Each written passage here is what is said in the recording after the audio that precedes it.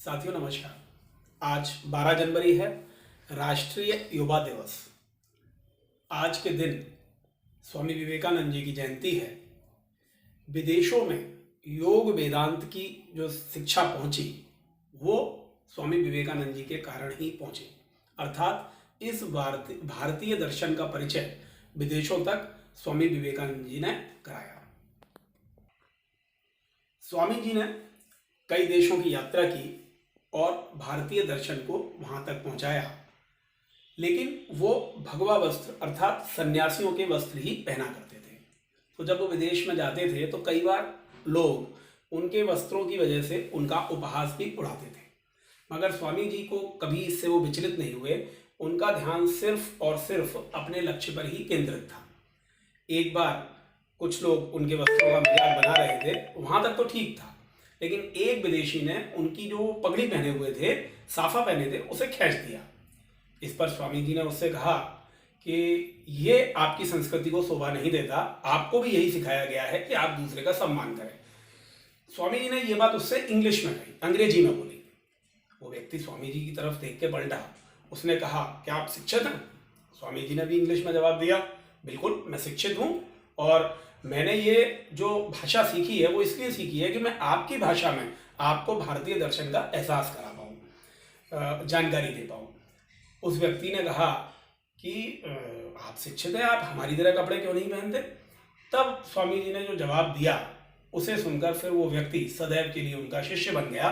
स्वामी जी ने कहा कि आपके देश में आपका दर्जी आपको शिक्षित बनाता है, हमारे देश में हमारा किरदार हमें शिक्षित बनाता है।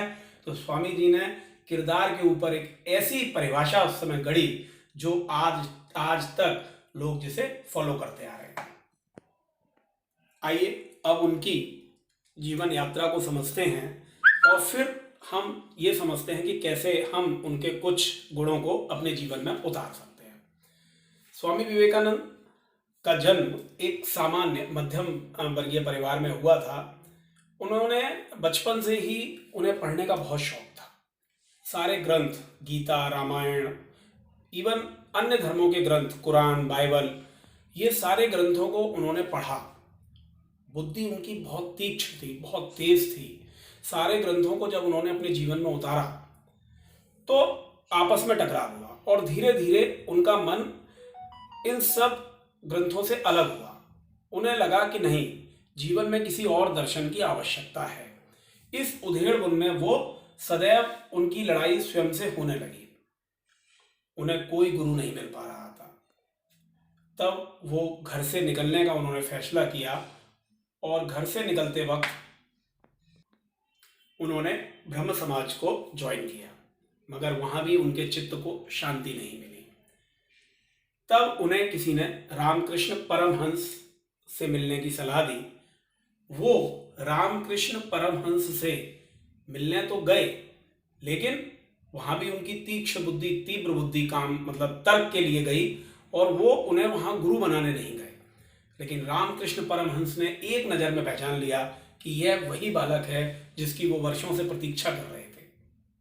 उन्होंने नरेंद्र को कहा, नरेंद्र स्वामी विवेकानंद जी के बचपन का नाम था, उन्होंने नरेंद्र को कहा कि यदि वाकई में तुम सत्य की खोज करना चाहते हो, धर्म की खोज करना चाहते हो, तो पहले अपनी बुद्धि के चोले को उतार फेंको, केवल और केवल सीखो, समझो, विवेक को अपनाओ, तब यही विवेक तुम्हें सत्य की मार्ग दिखाएगा।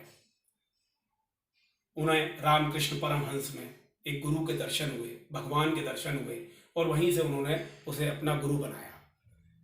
चूंकि रामकृष्ण परमहंस ने नरेंद्र में विवेक को जागृत किया, अतः उसी दिन से स्वामी विवेकानंद वो कहलाए, उनका नाम स्वामी विवेकानंद पड़ा। सन 1886 में रामकृष्ण परमहंस की मृत्यु के बाद स्वामी विवेकानंद ने गेरुआ वस्त्र धारण किया। उनके जीवन में अब एक मोड़ आ चुका था।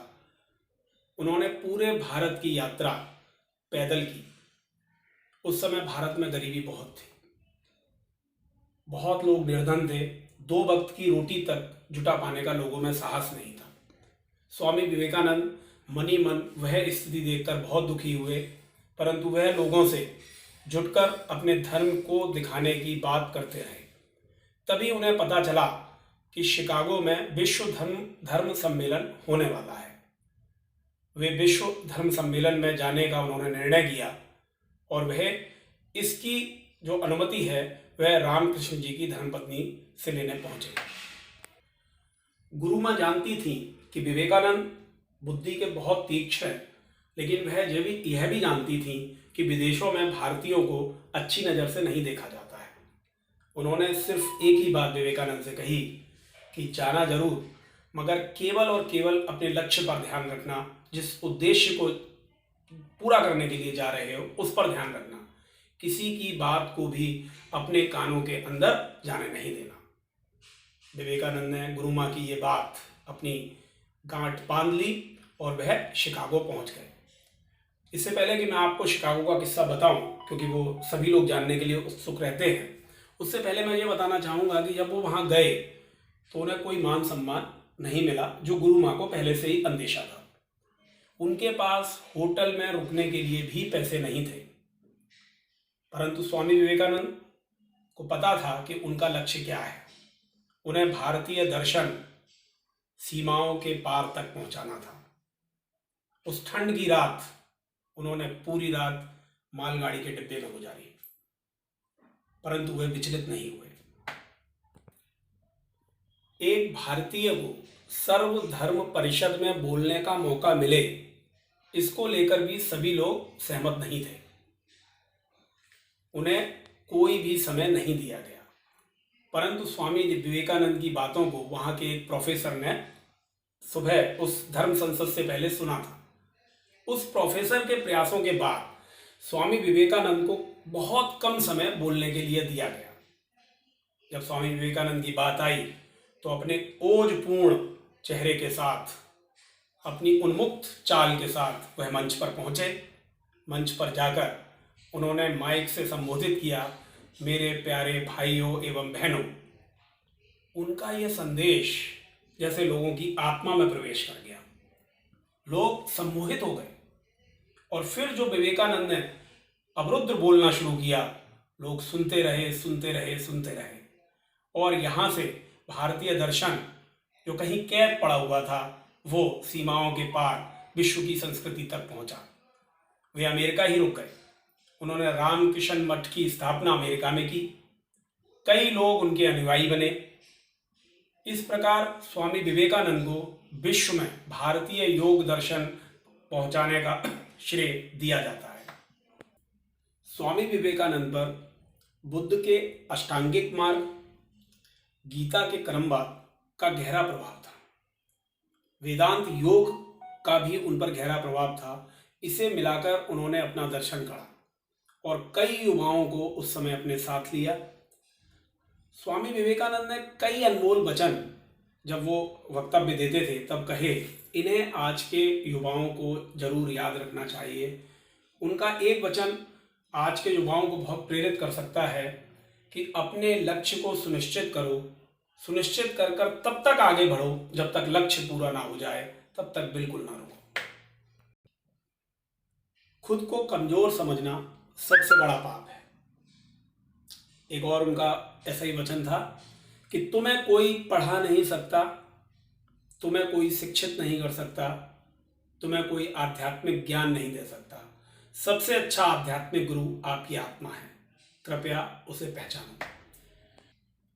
स्वामी विवेकानंद की एक बात और आज के युवाओं को अपने जीवन में उतारनी चाहिए।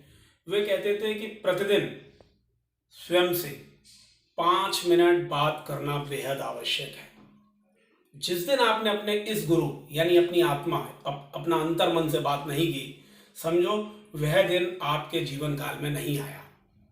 अपनी अंतरात्मा की आवाज आपको आगे ले जाने में बहुत सहायक है। साथियों, एक किस्सा मैं आपको और उनके जीवन का बताना चाहूँगा जिससे आप उनको अपने जीवन में उतार सकते हो या उनकी महानता को समझ सकते हो। जब वो एक बार विदेश में दर्शन पर बोल रहे थे तो एक युवती उनके पास आई और उसने उनके सामने विवाह का प्रस्ताव रखा। स्वामी विवेकानंद ने बड़े उसके साथ पूछा कि आप मेरे साथ विवाह क्यों करना चाहती हैं। तो उन्होंने कहा कि मैं चाहती हूँ कि मुझे आप जैसा पुत्र मिले। स्वामी विवेकानंद उस युवती के पैर छुए और कहा, हमारी संस्कृति में किसी को भी माँ के रूप में देखने की इजाज़त है। आज से मैं आपको अपनी माँ के रूप में देखूंगा और आपको, चूंकि आपको मेरे जैसा पुत्र चाहिए, तो आपको मेरे जैसा पुत्र आज से ही प्राप्त हो गया। ये देखकर उस सभा में जितने भी लोग खड़े थे खड़े हो गए, क्योंकि सबको लगा कि इतनी सुंदर युवती को देखकर स्वामी जी का जो ब्रह्मचर्य है, जो साधना है, वो भंग हो जाएगी। तो इस प्रकार के महान गुरु की आज जयंती है।